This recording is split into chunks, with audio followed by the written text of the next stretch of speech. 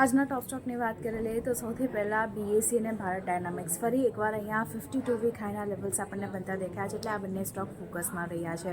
બીજી બાજુ સુઝલોન એનર્જી દરેક ફ્રન્ટ પર ઘણા સારા નંબર્સ અહીંયા આવતા દેખાયા છે. 600 કરોડના જે ડિફર્ડ ટેક્સ ગેઇન છે એને કારણે ખાસ કરીને નફો વધતો દેખાયો છે, તો એક પોઝિટિવિટી આપણને સુઝલોન એનર્જીનું કાઉન્ટર પણ બતાવી રહ્યું છે. શોભા લિમિટેડની વાત કરી લઈએ તો અહીંયા પણ સારા પરિણામોની પોઝિટિવ અસર ખાસ કરીને સ્ટોકમાં બનતી દેખાય છે, અને આપણે જોયું હતું રિયલ્ટી સેક્ટર આજે ઓવરઓલ ફોકસમાં પણ રહેતું દેખાયું હતું, તો એની કારણે એક શોભા લિમિટેડના કાઉન્ટર પર પણ ફોકસ રહેશે. માર્જિન માત્ર થોડા ઘટ્યા છે, પણ બાકીના નફા અને આવકના ફ્રન્ટ પર જુઓ ઘણા સારા નંબર્સ આપણને આવતા દેખાયા છે.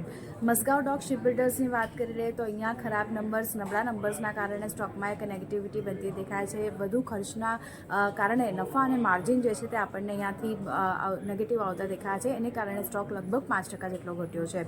બીજી બાજુ બજાજ ઓટોની વાત કરી લઈએ તો અહીંયા પરિણામ દરેક ફ્રન્ટ પર સારા છે, પણ નફા વસૂલીના કારણે એક વેચવાલી આપણને આ સ્ટોક બતાવી રહ્યું છે.